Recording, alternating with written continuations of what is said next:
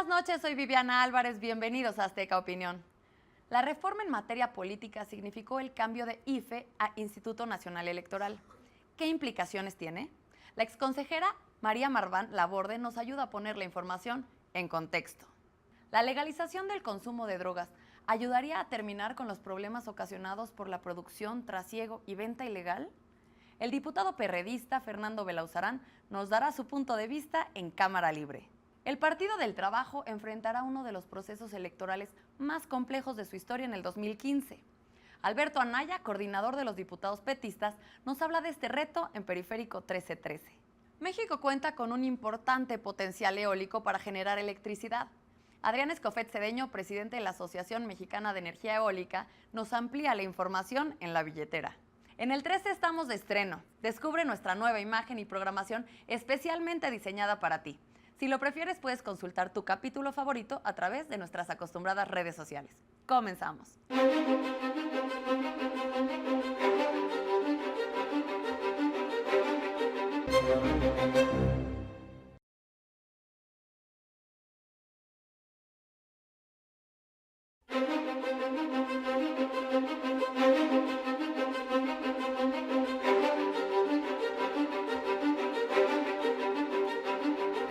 Doctora María Marván, ¿cómo estás? Muy bien, muchas gracias. Eres doctora en Sociología Política por la la nueva Escuela de Investigación Social, la New School of Social Research. En Nueva York. Así es. O sea, viviste allá muchos años, 4 o 5 años, ¿no? Así es. Muy bien.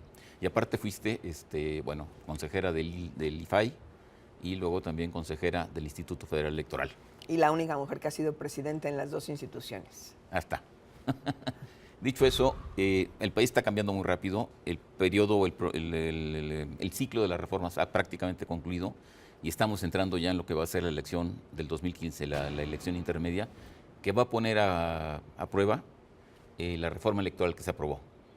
Y esta reforma creó el Instituto Nacional Electoral con nuevas funciones, con la capacidad, por ejemplo, de atraer los procesos electorales locales, etcétera, etcétera, etcétera. ¿Cómo ves este proceso? ¿Y es realmente un paso adelante o un retroceso el haber transformado el IFE en INE? Yo creo que es un paso arriesgado, me gustaría definirlo de esa manera. Creo que solo los resultados de 2015 nos podrán decir si fue hacia adelante o hacia atrás. La preocupación fundamental de los partidos, muy hablada y creo que poco justificada, es que los gobernadores controlaban a todos los consejeros electorales ahora de los en partidos los estados. Es el PRD y el PAN. El PRD y el PAN, definitivamente. Esta fue una reforma que se hizo presionados por el PRD y el PAN, que el PRI no quería aceptar y que la asumió como costo para la reforma energética. Y creo que además esto fue, pues por primera vez, transparente. No sé si es bueno o malo saber de manera tan clara cómo fue el toma y daca, pero creo que en este caso fue clarísimo. Pero se vio un antecedente, ¿no? La reforma electoral de Felipe Calderón, que también fue efecto de la presión del PRI y del PRD, ahí en sentido inverso, y también fue un toma y daca, ¿no? Fue la reforma fiscal, entre comillas, contra la reforma electoral. Hemos de decir que con resultados mucho más profundos este toma y daca, sin lugar a dudas. Ayer se acabó ya de aprobar la reforma energética, en fin. La reforma se quedó a la mitad del camino. Ni desapareció a los institutos locales, ni permaneció en los congresos la obligación de nombrar a los consejeros y todo lo demás. ¿Cuáles son los puntos de mayor preocupación? Un punto que desde mi perspectiva puede ser muy disfuncional es que los consejeros del Instituto Nacional Electoral nombrarán a los consejeros ahorita de los 18 estados que van a tener elecciones el año que entra del resto de la República. Los pueden remover en sus puestos por cuestiones que tengan que ver estrictamente con su actuación electoral, pero los sueldos, salarios, el presupuesto de los institutos sigue dependiendo de los congresos locales. Hay la vieja conseja de que no funciona en este país más que en el mundo, más que la regla de oro, el que pone el oro pone la regla. Está comprobado a través de estudios del propio Instituto de Investigaciones Jurídicas que la dependencia más grande que tenían los consejeros respecto del gobernador era por cuestiones presupuestales. Hay una serie de institutos cuyo presupuesto siempre es aprobado, digamos, a la baja, de tal manera que en agosto, septiembre, octubre tienen que estar sentados haciendo antesala con los secretarios de Finanzas para completar el año. Pero eso no se resolvió. Pero una pregunta, lo que sí se resolvió en ese asunto, supongo yo, tú me dirás, es que todos esos salarios y todos esos presupuestos se homologan, ¿no? No, Entonces, no está ¿cómo está la resuelto. cosa? Lo O sea, que sí se resolvió, un consejero electoral de Jalisco va a ganar un sueldo completamente distinto de un consejero electoral de Coahuila. puede ser así, no hay nada en la ley que lo evite. De hecho, hoy día es así. Los consejeros que más ganan son los del Instituto Electoral del Estado de México, poquito más de 170,000 pesos al mes. Los que menos ganan son los de Nuevo León, porque estaba pensado en una lógica no de tiempo completo, que andan por los 25, 30,000 pesos al mes. De ese tamaño es la diferencia. Y no hay nada en la ley que obligue a los congresos estatales a homologar. Lo que sí homologaron los partidos es lo que van a recibir ellos de financiamiento estatal. Eso sí lo homologaron, pero no sueldos y salarios. Ese es un dato muy interesante, muy importante para quienes hablamos de la partidocracia. No sé si te cuentas entre ellos. Yo sí. Esta homologación de lo que van a recibir los partidos en los estados, van a recibir todos lo mismo, en todos los estados igual, les va a dar un incremento de aproximadamente más de 1,000 millones. 1,300 millones. 1,300 millones más de lo que ya tenían. Así es, así es. Lo cual significa que para el año que viene, 2015, vamos a tener un presupuesto de aproximadamente 9,000 millones para los partidos. No más. Más. Porque ya tenían, digamos, tienen como 7,000 y pico a nivel federal, tenían como 1,500 a nivel estatal y ahora van a tener 1,300 más. Llega casi a los 11,000 millones de pesos. Y desde luego me cuento entre los que les preocupa la partidocracia. Y ahora estamos hablando de 10 partidos nacionales más partidos locales, que son como 28, entiendo. ¿O cuántos son? Así es. Estamos hablando de lo que tienen los partidos nacionales más los partidos locales, que no los prohíbe la ley, que seguirán existiendo y que yo creo van a tender a multiplicarse. Creo que la lógica de los candidatos independientes, que va a ser muy difícil que en realidad existan candidatos independientes, lo que sí puede procurar o prosperar es la creación de más partidos locales, que además es la forma natural de que nazcan los partidos.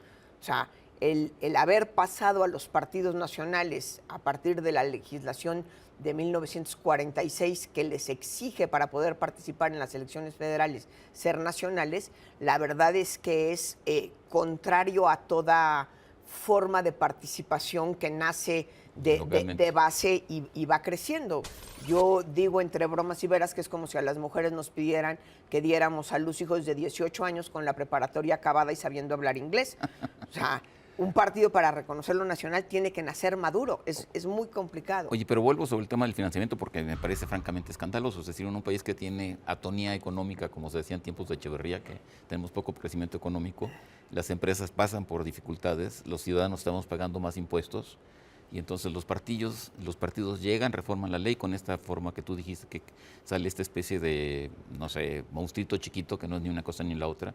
Pero eso sí se sirven con la cuchara grande y van a tener más de 10,000 millones en 2015. Digo, es escandaloso. De hecho, se incrementaron el presupuesto sin que hubiera una sola consulta.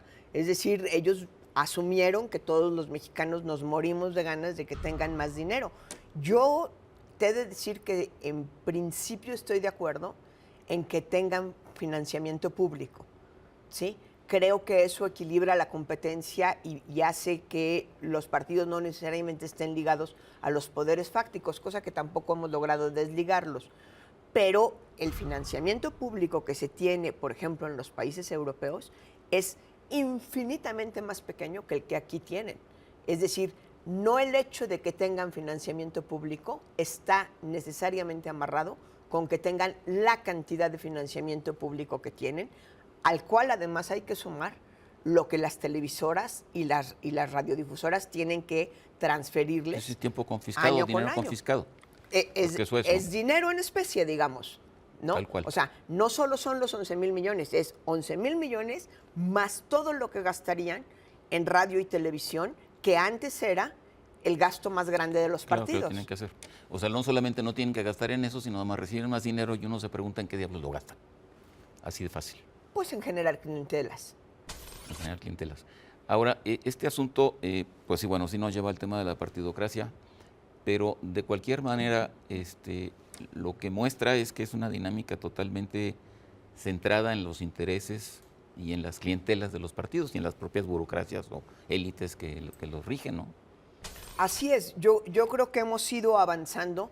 Ciertamente se rompió la lógica del régimen de partido hegemónico, eso no lo podemos negar, pero entramos a una lógica de partidocracia, como tú la reconoces, en donde tenemos 10 partidos políticos nacionales, 3 fuerzas políticas reales, y eso también hay que reconocerlo, en la discusión de la reforma de telecomunicaciones, en la discusión de la reforma fiscal, en la discusión de la reforma energética, por hablar de la reforma educativa, por hablar de las más importantes de los últimos 20 meses, pues claramente no solo la prensa, no solo los medios de comunicación, los propios partidos hablan de 3 posturas.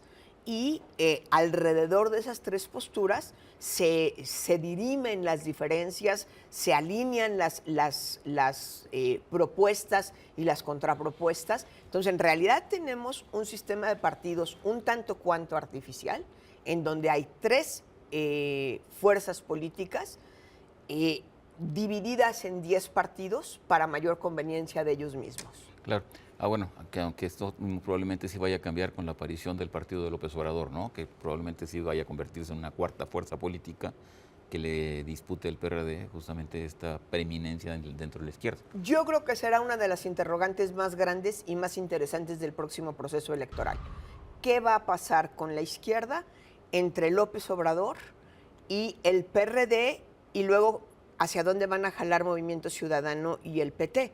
Recordemos además que la ley electoral actual, también la de 2008, pero esto permaneció con la reforma y la creación de la LEGIPE, López Obrador, Morena, tiene la obligación de competir por sí mismo en el 2015. Es decir, No hay alianzas. no puede haber alianzas. El PRD sí puede ir en alianza con sus aliados tradicionales, Movimiento Ciudadano y PT. Movimiento Ciudadano y PT, que uno tiende a pensar que son más cercanos a Morena que al PRD, no pueden ir en alianza con Morena, porque Morena, Frente Humanista y Encuentro Social tienen que competir por ellos mismos y lograr el 3%. Se nos acaba el tiempo, María. Una pregunta. Las candidaturas independientes fue una demanda de la ciudadanía, entre comillas, pero no fueron favorecidas, fueron más bien bastante limitadas en esta reforma electoral. O sea, se cerró, más bien que se abrió este asunto, ¿no? Yo creo que es claramente un gatopardismo. Las metieron, las reconocieron porque el artículo 35 constitucional reconoce que todo mexicano tiene derecho a votar y ser votado, pero en realidad es una cuestión muy de forma. Los requisitos que les pusieron son muy difíciles de cumplir. No sabemos si va a haber un candidato independiente promovido pues por algún gran poder económico que logre pasar ese umbral que le pusieron. No es probable. Pero se nos es acabó el posible. tiempo.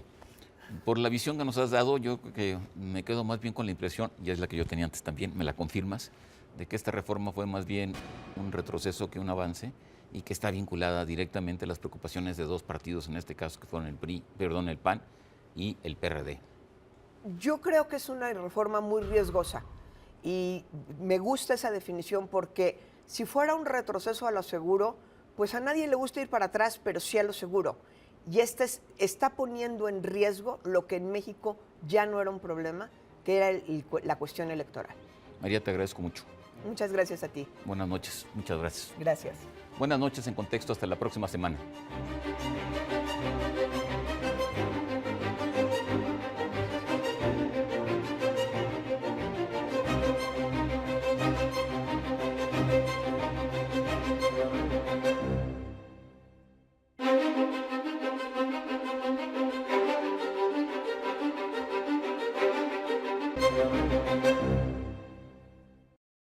El próximo lunes, el titular del Poder Ejecutivo Federal, Enrique Peña Nieto, rendirá a la representación nacional su segundo informe de gobierno.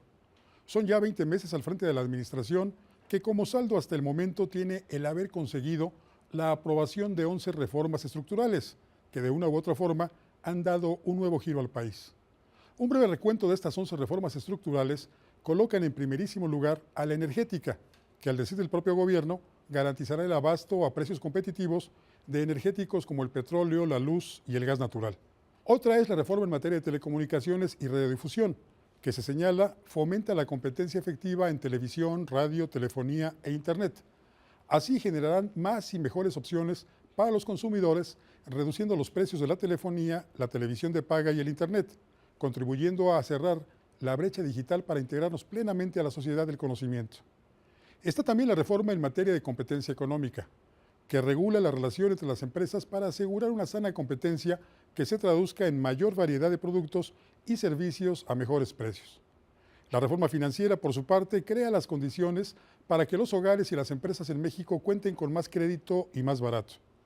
Muy discutida y discutible, la reforma hacendaria persigue incrementar de manera justa la recaudación para que el Estado pueda atender las necesidades prioritarias de la población, como son la educación, la seguridad social y la infraestructura. La reforma laboral flexibiliza el mercado de trabajo, estimulando la formalidad y facilitando que más jóvenes y mujeres puedan desarrollarse profesionalmente. Muy destacada, la reforma educativa garantiza el ejercicio del derecho de los niños y jóvenes a una educación integral, incluyente y de calidad, que les proporcione herramientas para triunfar en un mundo globalizado. En materia judicial, de otra parte, hubo reformas al Código Nacional de Procedimientos Penales, que garantiza que todos seremos juzgados con los mismos procedimientos, sin importar el lugar del país en el que nos encontremos. La nueva ley de amparo, que fortalece el mecanismo más eficaz para evitar o corregir los abusos de los poderes públicos. Mención aparte merece la reforma política electoral, que consolida una democracia de resultados al promover una mayor colaboración entre el Poder Ejecutivo y el Legislativo. Y finalmente, pero no al último, la reforma en materia de transparencia, que otorga autonomía constitucional al IFAI y aumenta sus facultades, facilita la evaluación del trabajo de los servidores públicos y fomenta la rendición de cuentas. Son ya 20 meses. Se consolidaron ya 11 reformas. Es hora entonces de que éstas se pongan en marcha, sin dilación. Soy Paco Rodríguez y le agradezco su atención. Lo invito a reencontrarnos aquí la próxima semana.